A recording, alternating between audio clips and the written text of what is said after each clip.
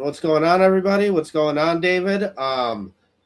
Here we are, man. Still doing a show that's relevant at this time of year, And so, been doing a lot. I've had a lot of plans with the videos, and just all the content that I've been kind of saving up and gearing for the end of the year. And I've gotten a lot of comments lately, like, "Oh, stepped up your game, your quality, this and that." And guys, I got to tell you, like, the content is there for me to do this.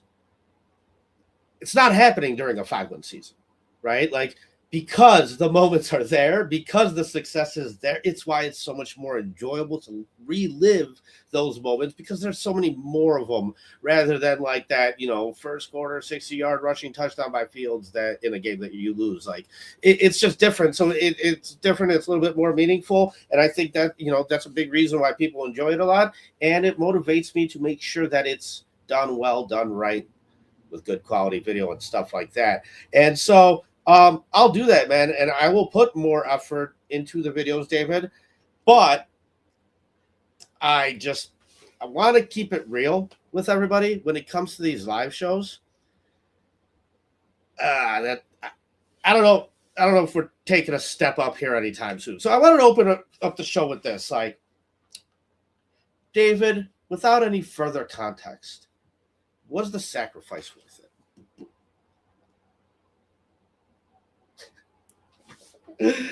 No, I'm messing around. We talked about it in the beginning of the year. Dude, there's that one clip. You're muted. Here we go. There we go. I unmuted you. Sorry. I was like, of what? I didn't know you were saying what you're talking about. Yeah, of what? Yeah. Dude. Yeah, there you go. I was gonna say it doesn't have to be said again. So I think so far it's panning out. I'm gonna make the case for it's been worth it. Well, I think. I have no idea how to follow that up, but I'm sure George. I don't. I'm sure George misses mom, but he's having a good time. Of course, dude. I would not wish that about anybody. Dude, did you see the clip? Dude. We go from to like almost creating a mob with pitchforks, torches to go like find George. Did you see this clip recently? Yeah, with the fans are like taking a selfie, and a Green Bay fan like walks by and they're like, "Get away from George!" All of a sudden, they're like bodyguards. Like, it's funny, man. But dude, I bring that up like I go back to it. We blame ownership, but we don't credit them right now. Like, it's just non-existent. Give him more than a year, Paulie. You say this yourself, so I got to really kind of slow you down because.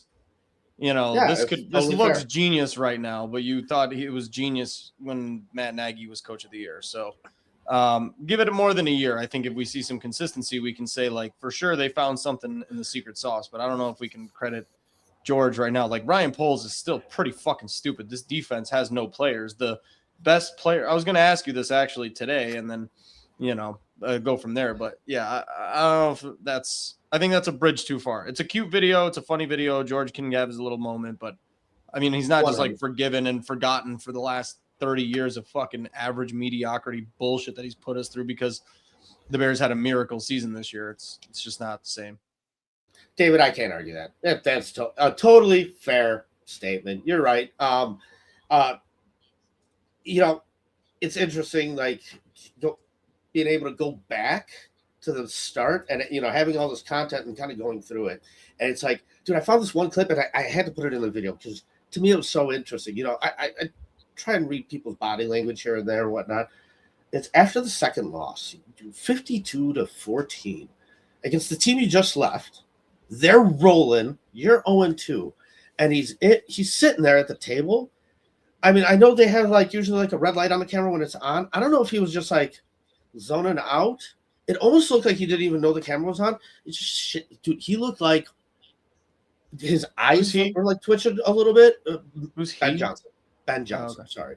And he was just sitting there, just like in a daze. Now the press conference itself, he was very professional. He pretty much just said, like, dude, we are not playing complimentary football. It's something I complained about earlier in the year too. Like, there's moments to step up, and it's just not going back and forth. The defense makes a stop, the offense comes out, lays flat. Like, it's just never really panned out. But like, then to come out week 3 with the aggression that they did with the long scoring touchdowns, it was interesting because it's like, dude, it looked like he was contemplating a lot there. It looked like he had the look on his face like, did I really wait all this time to come here and do this? Like, I don't know if I would read it that way. It's more moment. I don't think it was a look I didn't see again all year, dude. I don't know. I think it's more of a psycho. You got to think about how these guys are wired, man. It's not, you're not thinking like, man, did I make the wrong choice? You're thinking like, I am going to fix this shit or I'm going to fucking die trying. He's a psycho. He's wired like a psychopath. 100%, David, because we've seen this situation before. And what happens? Matt Eberflus comes out and starts and just looks like an idiot. I told you. And says, but he says all the right things that he thinks need to be said. And he talks about these like coach speak things, and he doesn't have an idea of how to fix it. So he can say all the right things, but at the end of the day, like, I remember how quickly a year makes, but when we were talking about Matt Eberflus towards the end of his thing, we're just like, this guy just doesn't know what to do. Like at a certain point, he doesn't know how to fix the team. So it's just different and it's refreshing. And even next year going into, hopefully getting some different talent in here and the change. I think the team is going to look drastically different overall, regardless of how well they do this year. But I trust that the coaching staff in this building has an idea of what to do with it. Maybe not right away, but they'll figure it out. I think it's safe to say that they know what they want and how to do it. David, I do want to get to some real football talk. And this is definitely the last time we're going to mention Matt Eberflus's name. But while we did mention it, let me just get this little 30-second video out of the way. I love this. Are you with timeouts? I like to call him. Week number 3 of the 2025 NFL season at Soldier Field in Chicago saw former Bears head coach Matt Eberflus as the defensive coordinator of the Dallas Cowboys. Call him by the whoever this coordinator was. And that would be me. But you know when to call him? Yeah. Botched at the end by the Bears. Like 30 seconds left, kind of scrambling. You got a timeout in your pocket, maybe call it? Yeah, if you need it, you call it. Okay. All right, that's good. The Bears all right, that's good. He's like the most basic shit. We got that down. Cool, dude. I love Big Cat, but it was true, dude. Like the effort it takes to get to those moments, to have it be royally messed up by the guy that's supposed to like set the tone. It was just remarkable, like how badly he was able to butcher it. And, I mean, dude, it wasn't a surprise for us at the time. I think a year before that, we were already done with him, like publicly. You know, I mean, we came out, I think, after that Broncos game. We're 0-4, and we're like, this is done, dude. No, I mean, we wanted him fired the year Harbaugh was available, so it's not even a discussion. We were adamant about it. At the end of that 4 years. Yeah, if I can transition to like football talk. Yeah, let's do it. Yep. Because I had this is just a comment about last week that I had noticed on the video. Like, I had mentioned that like the career trajectory of Caleb is very Tom Brady-esque. And I was having this conversation with somebody at work, and they agreed. So this is another football fan that I know, and I think it was agreed.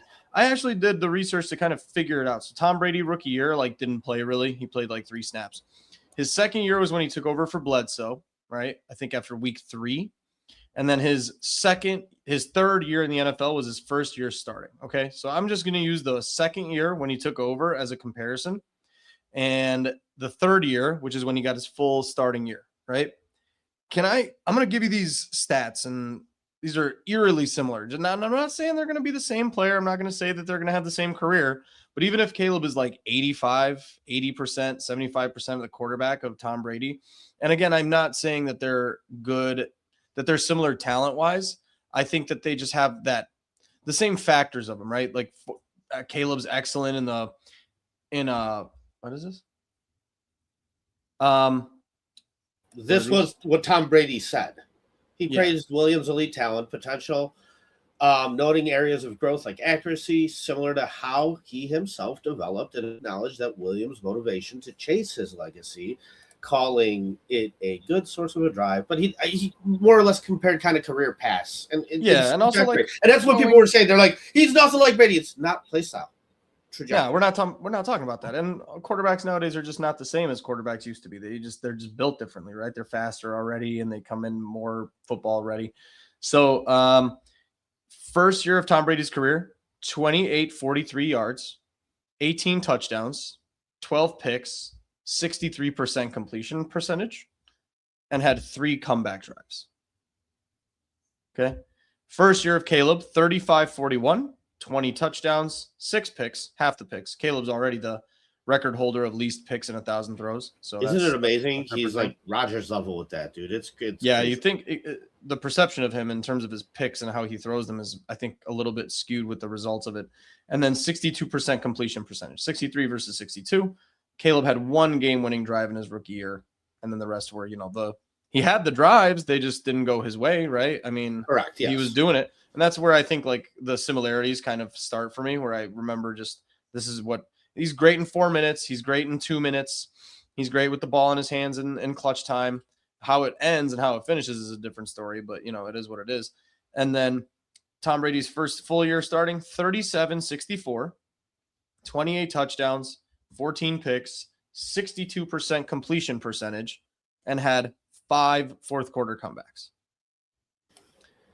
Caleb, 6, right? 39-42 versus 37-64, 28 touchdowns, 27 touchdowns, 14 interceptions, 7 interceptions. Caleb this year, 58% completion percentage, apparently with like the highest drop rate of receivers in the league. So we can bump that up a little bit if you want to for brownie points. And then 6 game-winning drives versus 5. The second year is like creepy similar. Yeah, and David, like, yes, the drops are a thing, but like, so everybody says, oh, highest drop percentage. Yeah. Okay, so it's like 11% or something. I don't really want to bring that up. I shouldn't. No. I'm just saying, like, real quick, like when you do approach those type of numbers and stuff, make sure you think about it. Like, you're not forgiving all 11%. You're looking at what the league average is, and if the league average is 6.5 or 7%, then you can say, hey, if it got more like the norm, you're actually at just a couple percentage points off. Dude, that would only affect your completion percentage still by like 1 or 2%. And then you probably have like another 0.5% or 2% from running out and just throwing the ball away instead of taking sacks. There's a little bit of that that's probably affected, but it's still a little shy as well. I just wanted to open with that because I actually followed up with what I said because it just my gut feeling was that they looked similar early on in their careers, and then I just wanted to follow it up with some stats to back. I'm sure you pull up like 100 different quarterbacks that had similar stats. I don't know if you'd find that many in their second year that had fourth quarter comebacks, but that's maybe more of a team stat than a whatever stat. But whatever, I thought it was fascinating once I saw how close they were. I thought I'd bring it up to you. Well, you know me, I'm a fan of Brady, and like so when I look at the two careers, one thing sticks out to me is like, Brady was on a team that was Super Bowl ready, and he replaced a pretty damn good quarterback that got hurt. Whereas Caleb is in a little bit of a different situation. You know what I mean? So I like to take those two things into consideration as well. For sure. That, like I said, a lot of Caleb's comebacks have been due to self-inflicted failures. I would love to do the, detailed research to go back and see those comebacks from Brady and see those games and see why the comeback was needed.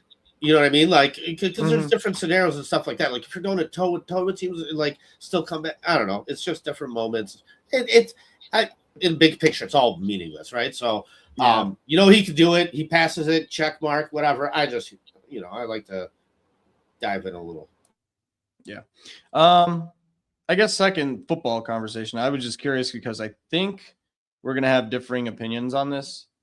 It goes like a 2-part question because I think the Bears' talent level overall, because I'm reading like the depth charts and everything like that, and I think the depth chart is just unimpressive looking at like the injury report and everything on the Bears. And I had a thought because, I'm not obviously like the Caleb #1 fan, but now he's kind of winning me over little by little, and now I'm getting to be the fan. If you had to rank off the top of your head, just off the top and actually think about it, who are the Bears' best players on this team after this whole season? And like, who are the most impactful and things like that? Because I have a really strong power ranking. You can take a second in and I can say it. Of their career moving forward, their next year moving forward, just this year. Who are the best players on the Chicago Bears this year that made this 11 wins happen? Yeah. Without this player, you don't think these 11 wins happen, kind of thing. Dude, I mean, between Kevin Byard and Nahshon Wright, you have how many picks? 13. Dude, that's like how many turnovers total does this defense have? 28, 29, 30? Almost half of them came from two guys. So give me your rankings. Give me your best players on the Bears after this season. Almost like your Pro Bowl roster. Like, who would you, if you just had to say they were like the Bears All-Star team this year and you had to pick like 5, who would those 5 be? I would go. Hold on, I'm sorry. I'm just thinking. I would go Nahshon Wright, Caleb Williams, Joe Thuney. I would go Drew Dahlman's on my list. Colston Loveland. Yeah, okay. That's what I mean. There is a lineman. Is Thuney on your list as well? Thuney's my order of my list. Okay, so you have 2. All right, that's fair. I have Thuney 1. I just want to know if you. I have Dahlman 2. Yeah. Colston Loveland is fun at the end of the season. I don't think he necessarily. Yes, he caught the big catch against Cincinnati, but I don't know if like Colston Loveland was on my top 10 Bears of all season. But my order: Thuney, Dahlman, Caleb, Byard, and Wright. Nahshon Wright and Kevin Byard are 4 and 5. So my list is exactly the same, except instead of Dahlman, I would do Swift. DeAndre Swift. Okay. I think you could have gotten it done with like really anyone. Or maybe Loveland. Like, yeah. I mean, dude, Loveland, listen, and you know me, David. I will still say I'm not drafting him at 10. You know what I mean? Like, it's just that's a different conversation.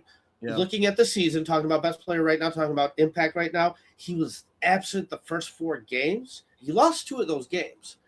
After he wasn't absent, he made, dude, a lot of 4th down catches, a lot of conversion catches. He didn't have a single drop till late in the season. I mean, there's been a lot to look at from that rookie to be like, if Cole Kmet was in that situation, I don't think he would have done the same. I think he would have done less. So it's like, okay, yeah, I don't know. Okay.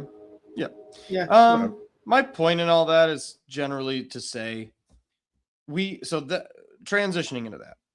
A lot of conversations being had about like the bad teams being bad and exploding and getting rid of some pass rushers. And you and I agree, pass rushers are rare to be free agents because even bad teams keep their pass rushers because they just know how rare they are, right?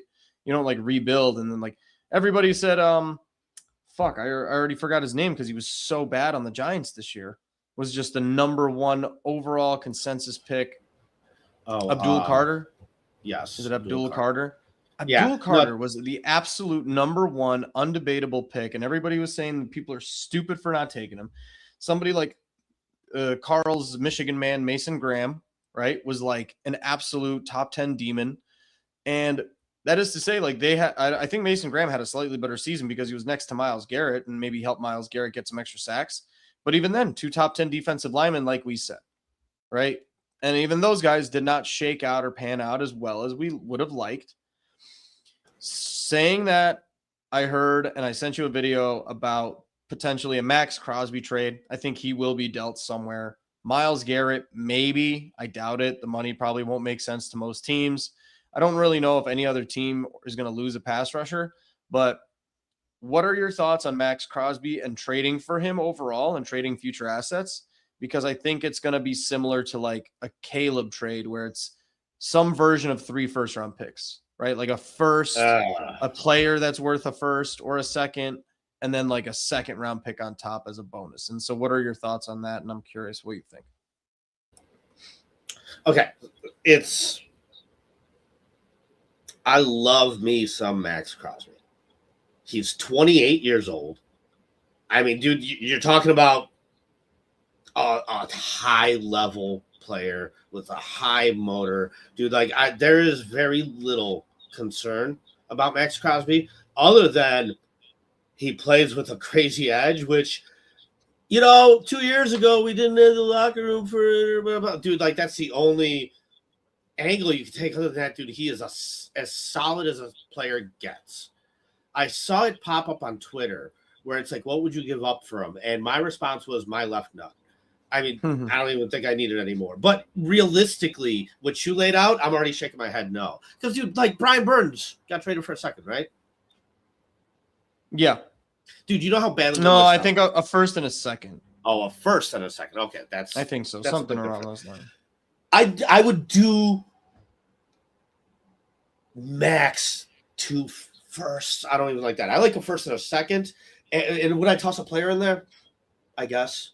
A first and a second and one of the wide receivers. I guess you might still be able to sell me with that, but I think that is maximum. I'd be way more comfortable at like a first and a third and like one of the 2 wide receivers. And one of the 2, because everybody's like DJ Moore, Rome would be the other one. You DJ or Rome. I think if you're trading Rome, I would expect to then give like a third or a fourth. You keep your second, first, third, and Rome. I do. You think it's Rome and a third, or Rome a first and a third? Rome a first and a third, or DJ a second and a first. Yeah. That's I think if you're DJ, I think you got to give up a little bit more. I think that third becomes a second. But that's what you're looking to trade for that type of guy, which is why you should have just tried to draft that type of guy instead of drafting Rome. But okay. Yeah, and then I sent you a clip of ESPN 1000, right? It's talking about would they do Rome and a first for Max Crosby? And everybody on ESPN just instantly shut it down and said, absolutely not. No, thank you. Not interested. And I just thought that was kind of silly. That is kind of silly. What were their reasonings, David? I'm kind of curious. In the clip, it was just kind of like, well, I don't really know if they had a reasoning in terms of that, like backed it up with facts and everything. I think they just think Rome has the upside. Rome has the potential. You've spent a first round pick on him and all this and that. And in my head, the stats end up being the stats. And I'm looking at this list of players we just listed. Tooney, not on the team last year, free agent signing. Dahlman, free agent signing, right? Not on the team last year. Caleb, draft pick, totally renovated by Ben Johnson, total change of scenery type of thing. Kevin Byard, free agent from what? Not this year, but last year, right? So not a homegrown talent at all. And he's 32 years old, I think, or 31. And then Nashawn Wright brought over on a fucking 1-year prove-it deal because he followed Al Harris. So we're talking about guys that you're muted, I believe. I believe you're muted. And then add my 2 guys, Loveland and Swift. Even if you add my 2 guys, same thing. Not a single homegrown talent, right? Colston and Caleb are the closest thing. So I'm just saying, like, to turn it down and to just assume that you drafted well and Rome's going to be a stud and Rome's a number 1 wide receiver. And we looked at the stats to compare it. Rome, even though he's got potential and he has the body of a first round pick, hasn't had more than 750 yards. I don't think he's broken 700 in 2 seasons. And you're just like dismissing and poo-pooing a guy that's proven to get like 15, 16, 17 sacks a year. We're talking a guy that per year gets more sacks than this entire team put together this season. And he's doing it year to year. And I don't really want to hear the age argument because do you know how 28. old Max Crosby? I think 28. I told you that. Yeah. No, I said it. He's 28. Yeah, he's 28 years old. So you're trading for a 28-year-old defensive end that in 3 years, he's 31. His contract expires. You can say goodbye if he's washed up at 31. And I just thought it was so silly to kind of poo-poo because how many receivers in the league this year or last year or the year before were drafted in the 2nd, 3rd, 4th round that had more than 600 yards? I bet it's a lot. I bet the list is astronomical. It's so not huge, but there's two guys. It's McMillan and it's another M1. Well, I'm not saying rookies. I'm not saying in their rookie year, but to say that you guys can't make total? second, third, fourth round. You said it then. To keep DJ Moore. Let's say you keep DJ Moore. Yeah, I said it then. Get Tyler Boyd. Get 400, 500 yards from Tyler Boyd. You want 600 yards? Go sign Tyler Boyd. You can have him. And then, he'll be he's in training camp. Carl clapped back, and he's like, "Oh, okay. So you'd rather overpay Keenan?" And it's like, dude, you're paying Dio. Yeah, okay. You paid Dio. What did that do for you? And that's what you do. That's what you get when you have to force your way into a defensive end that is on a prove it deal or whatever. These receivers somewhere, some way, somewhere down the line are going to get 500-600 yards. I thought it was absolutely, I'm downplaying how ridiculous I thought the comment was that Rome in a first is just like an immediate turn down. No, thank you. Not interested. Who's going to throw to Rome? Do you think he's going to go to the Raiders and all of a sudden like make you pay for it with 1,500 yards a season? With no offensive line, a new head coach, no quarterback, and you're just going to be like, this is the fear. And going back to that clip that we were talking about, by the time Rome is relevant, Rome will leave this team. He's already going to be on year 3 of a 4-year deal because he's a top 10 pick. You're going to have to decide about his extension by year 5. And then now you're paying DJ, you're paying Dio, you're paying Montez, you're paying Caleb because he's definitely getting extended. Rome will not be on this team in 3 years. I hate to burst everyone's bubble. They can't find the money. The money doesn't exist. And even if they do, it's not going to be for a contract that's like worth it. If you're paying a guy that's 800. Hold on. Let me put the banners on. That's my buddy Deese. Oh, where is it? There we go. Classic. Nope. Jesus. All right. What's up, Deese? All right. So yeah, that's my point. I just thought it was like, I thought it was an absolutely, if it's on the table, Rome and your first round pick for Max Crosby, and you say no, that may be the worst thing that Ryan Poles has ever done. Yeah, dude. I think through the conversation, I've convinced you even more why I think it's an absolutely you didn't have to. You did not have to. I mean, dude, I am right there with you. And I'll tell you this. So, like, because I take all this content and I clip it and I throw it out there, I get people that we're used to, like Carl, that clap back, but then I get everybody else too. And so, like, I'm addressing all these different things. So it's like I hear these counter arguments, and so they don't make sense. And so it's like I know what people think when they hear this, and I just want to say, like, okay, first of all, Rome is injured. That's on you. The NFL does not care. Like, if you can't stay healthy in the NFL, you will not have a career in the NFL. It's like saying, like, Kevin White was awesome. He was just injured. Well, that's not awesome then, right? So, like, Rome being hurt, affecting his stats is a Rome problem, and that's the guy, right? Number 2, literally, he's buried down the wide receiver chart. Dude, Justin Jefferson had Thielen in front of him. Rome had DJ in front of him. Did not stop Justin Jefferson from getting like 1,400 yards. No problem. Right? So, like, that's is Luther Burden going to bury him by next offseason? Very possible. Very possible. Now DJ Moore's your third wide receiver you're paying $40 million to? Yes. And this is what I mean. It was a bad move. It was just, so again, it all reverts back to kind of what you were saying before. And, I just think I heard that today and I kind of got blown away by the responses and how instantly it was a no. I thought that was kind of crazy because I think it's an instant yes in my mind. It's the same thing we kind of see over and over. It's the love for the guy in the uniform, just like they all love Fields in the uniform. And like me and you were all for trading up to draft Fields. And 2-3 years later, we were all for cutting ties as soon as possible because it's not happening. With Rome, so far it's not happening. Like, I don't know how else to put it, man. People don't like hearing that. They don't like to hear that, especially when the team's at a point where it's had the most, first time in the playoffs in 7 years and this and that. So it's like special for a lot of people. But, take a couple steps back. This should be the consistency. It shouldn't be anything special. Like, this is what it's about, getting here and now trying to compete moving forward. And to do that, you want the best players possible, and you want them to be accurately valued, accurately paid for. And, Rome being on his rookie deal so far, I brought this up to you. Like, what is his draft value now? If you had to just trade Rome, what would you get back from? At this point, maybe back end first. He's definitely lost value. Yeah, I was going to say high second. Yeah. So, but on the potential of him being in his second year and being 6'3", I think it's just, it's higher.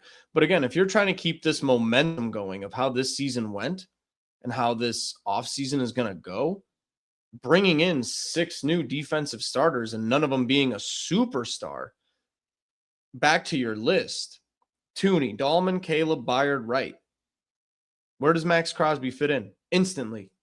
1. Is he 1? maybe 2 at maybe. worst. Tooney, because you got a real guy. Just like Tooney, so goddamn good.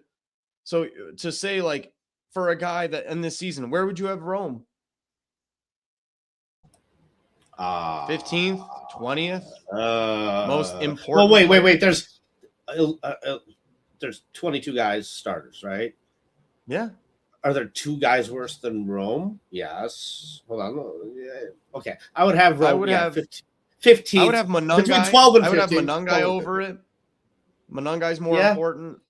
I would have I don't even remember his name, but the Canadian Eagle might be higher than him. If he didn't play well for a 4 or 5 game stretch, was who I was Theo Benedict than him. I think Theo Benedict was more important this season than Rome was. I'll look. To be fair, I mean, Rome had 5 touchdowns in the first 5 games. Yeah, we got this team on track when their running game didn't matter, and it's what made this team relevant. I think Jonah Jackson is more important. I think Darnell Wright is more important. I think Montez Sweat was more important. I would say Marco Jackson. I mean, so many players. He's got to be in the 10s, the 10 to 15 at earliest. With those 5 touchdowns in those first 5 games, I believe at least 2 of them came late in the fourth quarter.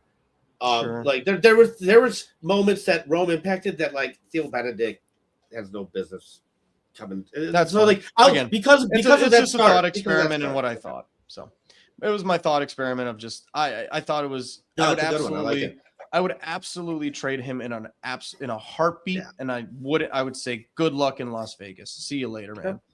That's exactly what I said in one of the 2 expendable wide receivers, because I'm right there with you, dude. Like, that's it does. My head did have a little more hesitation than DJ. I would have getting rid of DJ a lot quicker. But if the cost is DJ, a first and a second, or it's Rome and just the same first, no second, I'd rather keep the second and get rid of Rome. Me too. And I think I brought this up to you in a text. When you look at why they're valued the way they're valued, DJ's age plays a factor. Mm-hmm. His contract is very favorable, which plays a factor, right? And so it's like, and he's still probably worth like a second. Rome's kind of like, a back end second, right? We're saying Rome's a high end second, but Rome was just drafted pick 10 a year ago. So he's actually just declining. His age isn't the problem. It's the production you're getting that's the problem. And that's a problem for everybody. Like, you know what I mean? Some guys are fine taking a guy that's old, asking him to, catch a third down ball here and there and just come through because we know you can do it. No. Based off where Rome's at, like, you need him to do more than he's doing. I mean, dude, dude, I know. And it's like we've said this, and it's funny. I posted some of these videos where, like, I did the first video, half the video before the draft, second half now, and like people are like, yeah, hindsight's so 2020, and it's like, no, the first half's before the draft. It's not 2020 when you're saying this is it all. This along. has nothing Like, to do with hindsight. It's being all right. philosophy. Yes. It's just the way we think of the NFL. And again, if you want to maintain this, this boost. I mean, I don't know if the Bears, have been missing Rome for 7 weeks. I don't know how much of a beat they skipped. Would he have helped us beat Detroit? Maybe. Would it have been easier against Green Bay? Maybe. But DJ did his job and we didn't notice him being gone. So, and then it gave Burden an opportunity to show everybody that he's fucking good. Like, he's not average. He's good, actively good. Yeah, when he has opportunities. Yeah, which he will not have next year unless DJ Moore is your slot receiver getting paid $40 million to be a third receiver. It's going to be a frustrating situation next year with the receivers if all three of them are here next year. It is because, like, dude, you look at a real wide receiver, like I said, like Justin Jefferson, and I was making the case, like, dude, like, I could probably throw for 1,000 yards. And not realistically, but you know what I mean? Like, that guy's catching the ball. He's catching the damn ball. He's getting 1,000 yards. It's kind of like DJ was like a couple of years ago, like with PJ Walker, 1,000 yards. Like, dude, it's just he's one of those guys. 1,200. Was Caleb able to throw for almost 300 against the Browns without Rome? I think he was. So it's like, dude, is Rome really elevating that, or is he just like he's replaceable, dude? You could get those as of right now yards he's a replaceable from somebody else. 100%. He's a replacement. You can get 700 yards from another receiver you can pick up this year. Pay him $10 million, and he absolutely could, absolutely contribute the same amount that Rome Odunze does. So I don't know. I guess moving on. Yeah. I mean, it's time. It's time to start talking about playoffs. And we've had this conversation, and I guess I want to reiterate it because I don't think you agree on this part either. And I've had a lot of people disagree with me. You are officially going to be there? I got offered the ticket today. I will be there. Fantastic. You gotta post a few live streams. Yeah. I'm taking a video of the We Ready, dude, for sure. That's gonna be the one I want. I really hope you get to just have like the best Saturday ever, man. I hope so too, man. I want it so bad. I went to the 2018 Rams game, and that, dude, it was mid-December. It was like almost single digits. Dude, it was like 8 degrees, 9 degrees, something like that, probably. Yeah. And like the two guys next to us were sitting there shirtless. Dude, it was the most energetic I've seen that stadium since like I was there in 2012 when Brett Favre was on the Vikings. They went 12-4. We were one of their 4 losses on a Monday night in November. Where Jesus, what was the receiver's name? Caught a post in overtime to beat him, but Devin Aromashadu? Aromashadu is the guy. Dang it. You are right on, David. And that was a hell of a feeling, a hell of a crowd. 2018, I was like, whoa, that beat it. Dude, I'm expecting this. It has to, dude. I think it will, dude. For sure. It's got to. So Packers, I heard this statistic. Playoffs. In 100 years, how many times do you think the Bears and the Packers have met in the playoffs?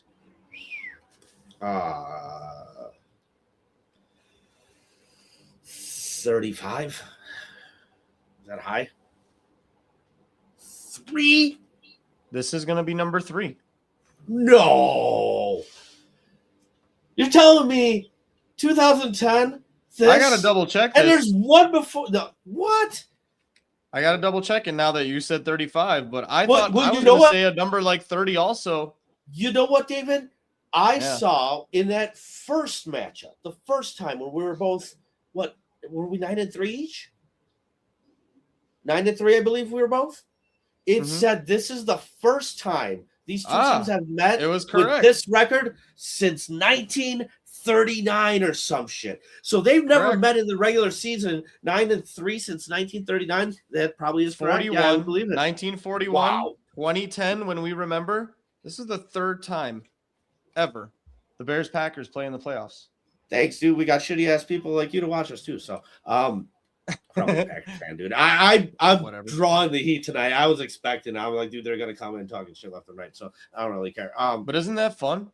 Dude, Isn't that a fun? That's a crazy. I was good blown away question. by that stat because my number was well a lot higher than yours as well. Yeah. Wow. That's shocking. I wonder how many people could actually get that right. Man, who's like the best statistical guy? You know, I'd like to pitch it to them. Yeah, just ask him a fun fact. Ask who recorded week 3? The Steel Trap Memory. Recorded the voice. No, the voice of week 3. Dan. Dan. He remembers every time out. That's what I'm saying. He remembers everything. Dan remembers every time out. That's what I'm saying. So ask Dan and see if he knows that answer off the top of his head. That's a great question. I will pitch it to Dan. Yeah, Aldo would be the other guy to kind of throw it at him too. He's pretty good with that stuff. I wonder if any. It's I thought it was a fun fact. So you get to see the third time ever the Bears and Packers meet in the playoffs. Then dude. Cool. Jesus, that's awesome. Because my guess was similar to yours. I was going to say like 50, 30, you know what I mean? Something like that. And then it was just 3. I know we're 0-1. What happened in 1941? What are we 0-2 or are we 1-1? I got to tell you. Bears won 10-7. Oh, by 3 points. You look at that, dude. So interesting. Yeah. So for all the crap they give us left and right, for all these regular season beatdowns, which they are beatdowns, they've cost us the ability to go to the playoffs to be there, right? So that's plenty of times. Plenty of times, which is what hurts. But once you get there, really, it's just 2010 is the one, and that. And other than that, Aaron's got one. You know, Brett Favre's got one, and then. Wow. Then they got what the first one or something like that. I don't remember. Chiefs Packers or something. Did Chiefs win the first? I don't remember. I got to rewatch my America's games, but yeah. Second part of that question, man. I hope Lord so, Crimson. Nick thinks we're a shitty channel. Please your comments. No. Yeah. I'm kidding. No, you're right, Crimson. 5-game losing streak. They are, dude. This Packers team, it's a good team. It's a well-coached team, but it's not like a great team by any means. They got their ups and downs. They got their issues. They got their roster issues. They got plenty of things that they're trying to fix as well. So to finalize that point. You read that one. Saturday, yeah. 5 games. So, do you agree with me that if it was the Rams, going back to last week, if it was the Rams, now that it's actually a reality, if it was the Seahawks, it was a little bit more palatable. But if we lose to the Packers Saturday, 7 p.m., does that put a nasty taste in your mouth on the season, or does the season not matter because it's the Packers? Does the season... It doesn't matter that it was the Packers. The season is still, because again, my general reaction about the season right now, awesome season. We're a year ahead. You solidified the most important parts of your team, their coach, your quarterback, your defensive coordinator for a long time. And you built a really good stepping stone and a building block for future, even if it's not this year. Because you did go off on your rant a little bit that, a Super Bowl, anything less than a Super Bowl is a disappointing season. 100%. I agree in theory, but I do think that this was a still progressive year. It was a good season, but I would think that a lot more if you went into the first round and lost to the Rams or the inevitable NFC champion or something. But if it's the Packers and then the Packers go on to the next round and get bounced by somebody else, it's just such a kick in the nuts. It can't be the Packers. I would rather beat the Packers and then get kicked in the nuts the next round. Also, just got to say this because I realized it today. If you make it one more week, you get a Monday off. Most people get Monday off. Martin Luther King Day. So. Let me flip it at you. If you didn't have to face them week 1, but if you win week 1, you have to face them week 2. So if they were not in your seating, are we talking the same team or they have Micah? What it is you'd rather beat the Packers and lose in week 2 because you just rather win anyway. Got it. I'd rather just win in week 1. Dude, I don't want to lose in week 1. I don't want to lose in week 2. I don't want to lose. I don't want to lose anymore, period. To me, so that's, I kind of approach it from that aspect where it's like, okay, how much more, like, it's just going to be painful to lose, period. I don't like to, dude, I guess in that case, in your situation, parts of 2006 out of my head, that Super Bowl, like, it hurts. That's crazy. I have so much memories of that because it's such a painful PTSD burn into my brain. But I guess it's the way you present it. I would rather lose to the Packers in week 1 than week 2 because I'd rather rip that Band-Aid off really fast. Yeah, right. So, like, ideally, right? Ideally, I'd like to win due to factors within my control as much as possible. However, there's plenty of situations in this league where luck plays a factor. Josh Allen has not been able to get over the Patrick Mahomes hump. This year, he doesn't have to. Is that anything that Josh Allen has done to create that? No, it's Patrick Mahomes having a bad season, getting hurt, whatever. However, it's like, great, but ideally, I want to be able to beat them every year, week 1 of the playoffs, and not have to think twice, right? Like, I want my team to be good enough to be able to sit there and compete with anybody at this point in the season. So it's where I'd like to be. And so, like, it's like a bonehead statement because I know it's not true. I want the easiest path possible to the Super Bowl because that's the one that gives you the most chance of winning those games. At the same time, you're gonna have to face the best teams to do it. Fuck it, man. I don't care if we have to face the Packers every year until we get over the hump. Like, you're just gonna have to get over the hump, or you're not. I don't know. Fuck them. For sure. Having said that, like you said, easiest path. I would say this probably is your easiest path option, right? Like we talked about this team not being that terrifying, and I think against anybody else but the Bears, I think this team. I think this team is just like snake bitten by the Packers. So I think the Packers aren't that scary to anyone else but maybe us Bears fans. And I think even to the general public, they're like, it's the Bears and it's the Packers. They've got them figured out, kind of thing. And it's always a weird game with that third matchup of a season, right? Yeah, I think that's more of a factor than a lot of other things being thrown out. Because if it was Rams Packers round 1, Rams are favorite by 10, probably. Well, when you face a team for the third time, I actually think that coaching makes even more of an impact than it usually will make because you got more tape. You got, like, the smarter guy may be able to get a fast one, and that may be the difference. Like, and so Matt LaFleur is a good coach in this league, right? I do think Ben's up for it. I think he's up to par, but we don't know. It is Ben's first time doing this as a head coach, right? So we just don't know. And that's where I look at a team like the Seahawks, where it's like, so Sam Darnold goes out there and throws 3 to 4 picks. Would it shock me? Not as much as like Stafford throwing 3 to 4 picks, or even Love throwing 3 to 4 picks. Those guys have been in their systems for 5+ years.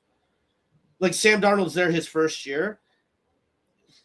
Things are probably a little bit more likely to have the possibility of just going haywire on you than the other teams that have, like, developed continuity, developed a similar understanding, or on the same page for a lot more little details. I don't know. So I have a lot of teams very close in this NFC. Because of that factor, I tend to put teams like the 49ers, the Rams, and even kind of the Eagles. The Packers, I just don't think they're all that good, but I have like the Packers and the Seahawks being very similar, and the rest of the teams above them. So I'd agree, but we even said this, I think, before when we talked about the idea of what's going on. It's hard for me to even make a prediction. We usually make a prediction. I have no fucking idea. It's the emotional part of it has fucked with my brain so hard that I don't know how to be logical about how this is going to happen. Okay, so like now because I'm going to the game, like, dude, my logic's gonna leave. It's gonna be all energy, all like all momentum, all hype, and when you're there, it's like whatever. Dude, I love the video of Shane sits at the Browns game. First thing you hear is some guy going, "Myles Garrett sucks." Like I got a comment, they're like, "He most certainly does not." Yeah, obviously, dude, you're at the fucking game. You're screaming anything you get at that guy. Like, it's what people do. Irrational. Whatever. It doesn't matter. Dude, I think it's not just emotion because I look at the other side of the fucking football. I'm clueless on the AFC side this year too, man. It's just one of those years where it feels like such a toss-up here. I want to ask who, like we all want to say the Bears, blah blah blah, right? This and that. Like, let's say the Bears are not in the Super Bowl. What two teams you got in the Super Bowl, David? Yeah, no, you got a point. I mean, like you said, I mean, you could see either one of them. Honestly, as crazy as it sounds, I could see the Jaguars in the Super Bowl. I could pitch you just about any combination. Super Bowl matchup, yeah, I agree, and it's all pretty reasonable. So, I agree with you. It's all kind of fucking with my head right now. That's a good one. Yeah, sure. Yeah, no, it is a good one. They're all kind of good ones, man. That's what I'm saying. This year is a weird year because it's, dude, you threw out that statistic at me, and I know it's true. Like, dude, it's been Mahomes, Brady, and then what? Matt Stafford got one. Like Jalen Hurts got. Like you have a little Papa got, but it's Mahomes or Brady for most of like the last 8 years.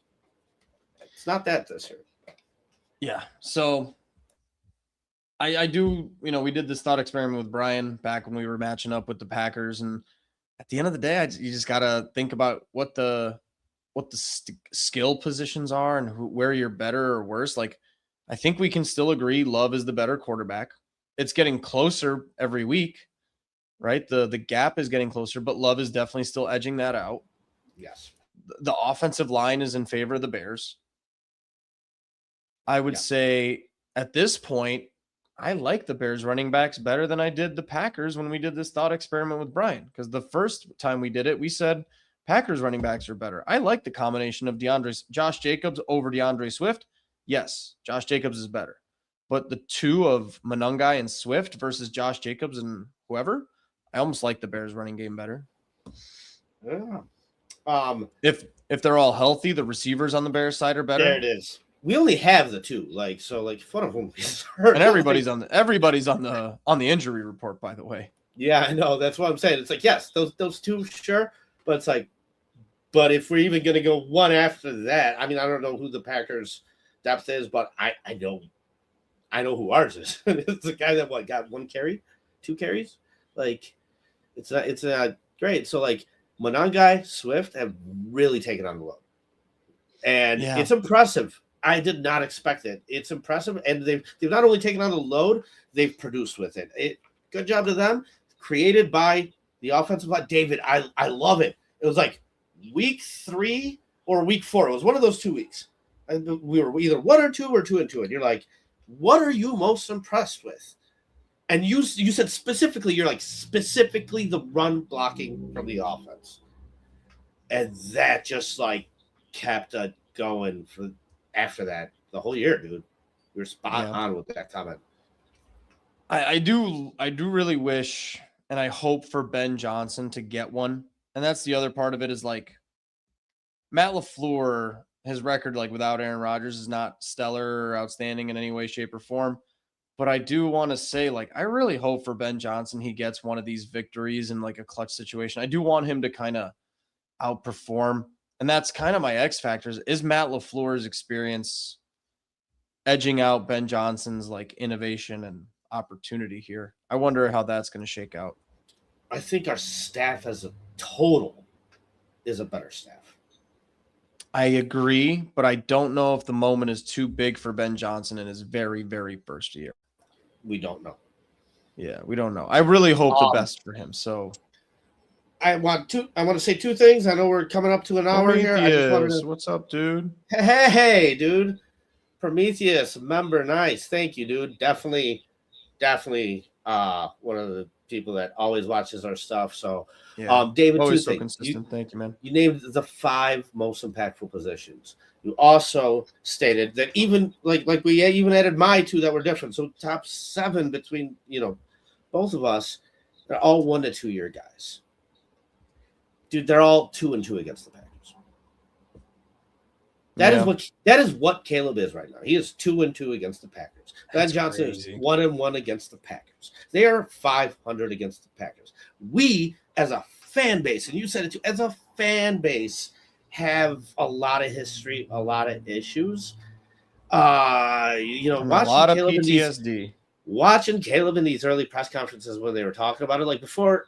I guess he played him twice last year, and he was 1-1 against him or whatever. And he's like, yeah, like I've been on teams that have rivals. Like, it's like, dude, this isn't a problem for me. Like, it's kind of what it was. He's just like, it's another team. It's not in their heads like it is our heads. And so right.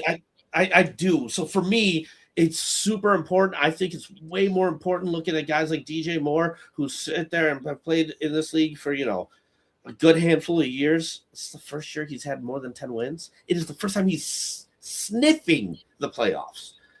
Dude, this experience for these 1 or 2 year guys or guys that are going to be on this team moving forward is so necessary. You need to build a playoff caliber team.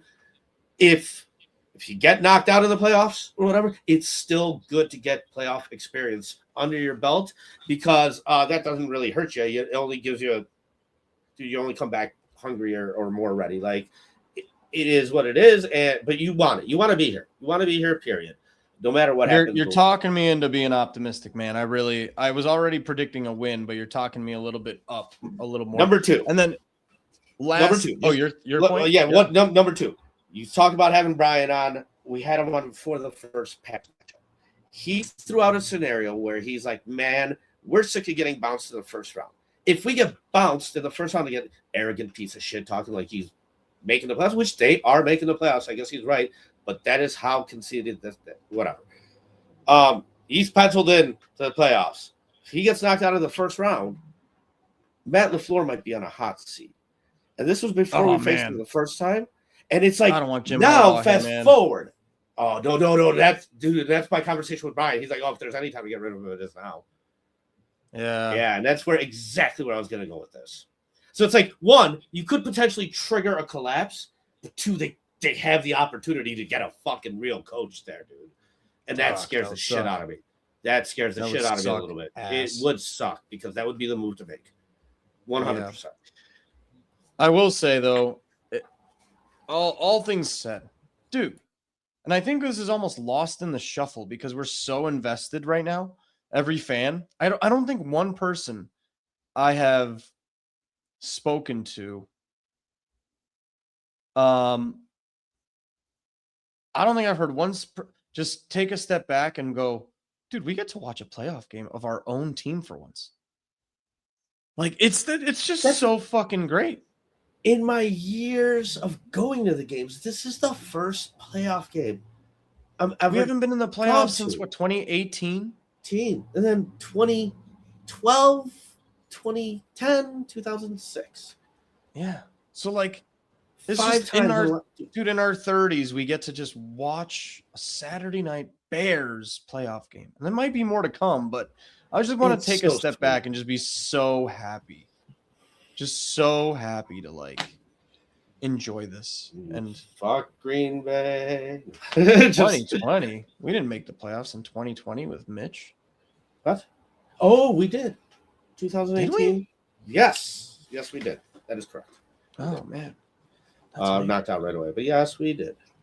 Oh, wait. No, I can't remember this. What are we talking about? The Eagles was 2018. Pretty sure Matt Nagy had 2 playoff appearances here. What was the second one? Because I just remember the Eagles loss. 20 Bears. Was it a wild card loss?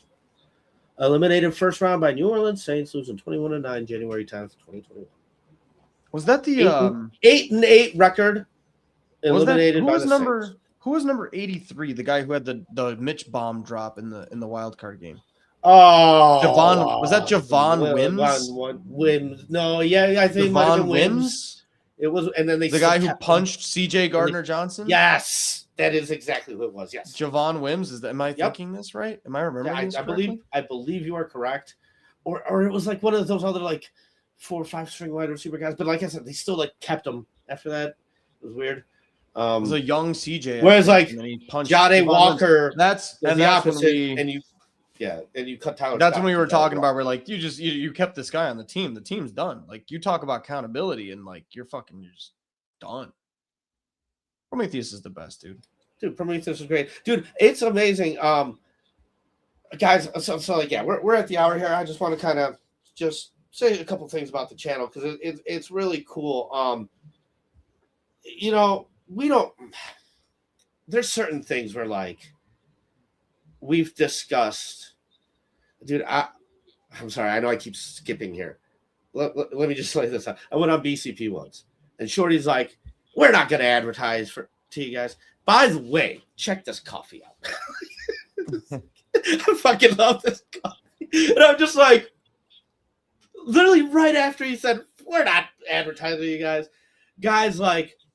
I had to talk to people like I did not even want to activate memberships. Like, one, it's weird. Like, I want everybody to be able to watch the content. So like members only content is cool.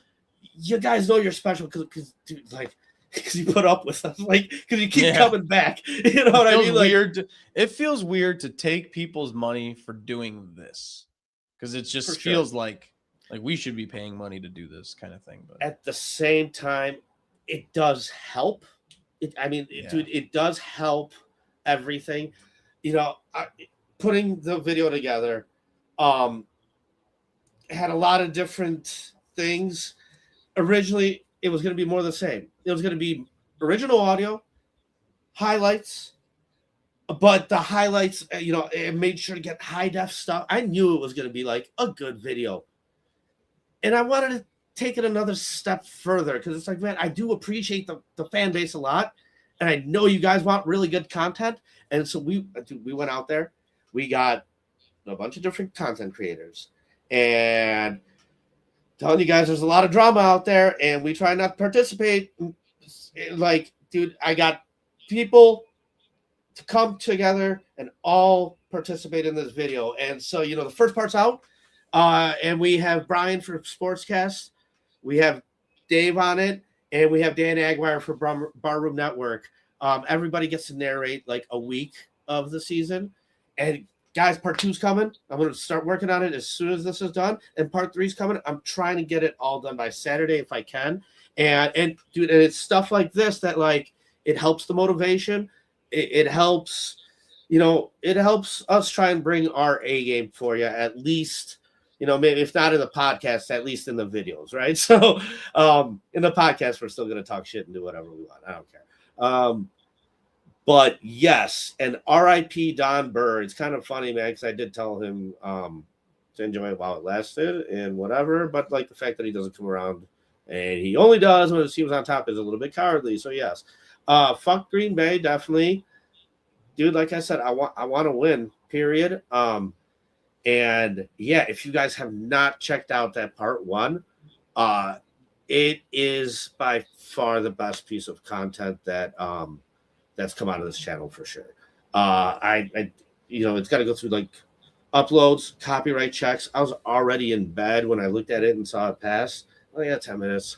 I laid in bed and watched it, and like peeled myself out of bed, being like, I just need to make a thumbnail so I could just put this thing out there tomorrow morning because it's perfect. Like, I absolutely, I don't toot, our channel's on horn or whatever. Like, dude, it's an awesome video. I've been just watching it myself, and if that's all that I made it for, then it's still worth it and satisfying. But I know everybody will love it because it is awesome. So definitely go check that out.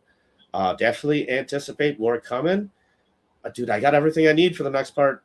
I got all the narrations for part 2. I'm waiting for some people to do part 3, and I got a lot of ideas. It's only gonna get, so it's gonna get better. It's good, and it's gonna get better. And then we'll see if I can top it up with the best one and the third one, like the title actually says. So we'll see if I got it in me. I think. Sure, I mean, before we go, I gotta. Sorry, I talked for like 10 minutes, man. My bad. I just think we got to do our final prediction and see how it goes. And dude, it's Wednesday, so Thursday, Friday, Saturday. It's 3 more days. On the 3rd day, we get. It's almost here, man. Like, I'm just so fucking excited. All right, what's your prediction, today, Paul? he would rise. Do you hear me? If you bury Jesus today, he will rise with us on Saturday, boys. Yeah, 3 on the 3rd day he rose. Caleb risen. So my initial thought was this game is going to go one of 2 ways. Bears win 14-13 or Packers win 14-13. I got 19-17 Bears. I got Bears 14-13. Yeah. I think the Bears score a touchdown. Can't do shit otherwise. I think the Packers will have 13, and then we're going to have a little fucking a little Hail Mary to end the game because that's all that we can do. Dude, this is going to be a typical cardiac arrest, Yes, it will. Yes, it will. If by some miracle Ben is that guy that everybody was like tooting their horn about, like all these coaches when he was available. You're about to if say. He comes out, and, you know what? If he comes out like takes care of business, you're gonna be like, oh, wait a second, dude. They will get the national attention right away. Yeah, and it will just come like that. So, dude, I didn't even think about that aspect. They come out and just turn into a hardcore playoff team. Just like come in the first round and score 25, 27 points. Yeah, the hype train is it's gonna be one of those Japanese 250 miles an hour bullet trains, dude. I promise you guys, the end of this video is the end of the season. Even if we win one playoff game, dude, there will be more video. 100%, it will keep coming. Listen, Bears, give me the content to do it. Yeah. Right? So cool. All right, dude. We got one last thing. Yeah. I want to twist the knife so bad. You can't control the situation. Bad. It comes. It is what it is. We're here. They're coming to our house. Yeah. I know it's not threatening to them. Dude, if you could just twist the knife, it will be so deserving, dude. We've suffered enough. We've suffered enough. At the office today, I printed out a picture of Love getting sacked or whatever. I folded it up all weird, taped it all weird, so you gotta dude, it was all jacked up. And then I wrote I typed up a little letter being like, hey, this is the state of Illinois, we owe you a large reimbursement that you have not collected in over a decade. Please see inside for, instructions on how to get your reimbursement. It is just a picture of Love getting fucking destroyed. And I printed out a couple copies and put it on the desks of all the Packers fans that work with me today. Wonderful. Well done. Yes. Thank you. I will not. I came through. All right, man. Well, we got 3 days. Go Bears, and fuck, dude. I need this. I need this in the dog days of January, dude. I need it so bad. I need video it purposes. So bad. I need a solid fuck Green Bay from you, looking dead in the camera. Dude. So give me a good fuck Green Bay Packers. Fuck the Green Bay Packers, dude. Oh, dude, I forgot. I have that one video of you being like the most piece of shit move by the most piece of shit organization. It's like, I fucking love that audio. It's so good. It's like, yeah, I gotta pull that one too. I mean it though too. It's just it's a bunch of sister fucking. Whatever. All right. Yeah. We'll see him Saturday. Guys, thank you. Appreciate you. Thank you guys for signing up for memberships. Love the support. We'll try and hit it back, man, and provide you with some very enjoyable, entertaining content to watch. If you do like it, share the hell out of it, man. Get it out there to every single person. And then, yeah, dude, it's beautiful because it's like I did write a script. I did not have Matt Eberflus's name. Going back to Matt Eberflus, just like I said, we're not going to say his name. I'm saying his name again. I did not have him in the script. That was something that Dan just pulled out because he's Dan. Dan Aguirre has been a radio host for a long time. So he's just naturally good at this stuff, guys. And so as he was writing, he's like, and it's the first time that the former Bears head coach, Matt Eberflus, comes to town. And I'm just like, spark the big cat thing, spark the dumb looks by Eberflus thing. It's just like, I got to put it in there. And it just naturally came out with that big cat thing being like, how are you on timeouts? It's just like, dude, it's so perfect for marketing. Yeah. I've been tagging random people being like, hey, how are you with time? Dude, I tagged Big Cat being like, has he been okay with the timeouts? I just Crimson, I hope you're right, dude. I said this. I think if we were going into this game with Stephon Diggs, I think we'd feel a little bit better about the lack of Tyreek Stevenson and stuff. Jalen Johnson's hurt too, dude. Jalen Johnson's hurt too. Like it is what it is. Saying all that, I hope you're right. But I'm telling you right now, Crimson is gonna watch that game.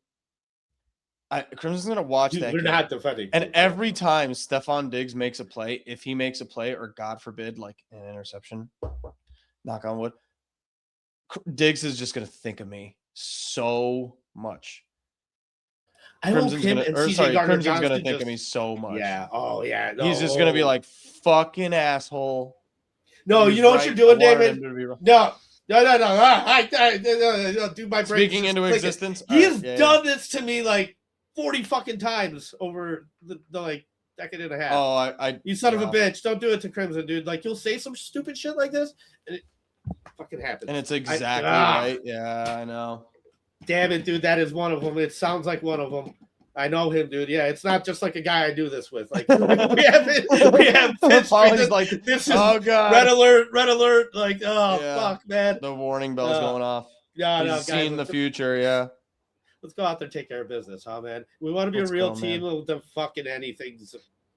Nothing should be a wall you can't climb. Fuck the Green Bay Packers. Let's go out there. Dude, just run the ball down their ass and just. Dude, yes, you do have an identity. Philly game. Philly game. Don't forget who you are. Boom. Yeah, I want that. Replay the Philly game, and I want that. That was the funnest watch of the year. I want 100%. That is the approach you should be taking game plan wise into this game. 1,000%. Yeah. Thank you guys.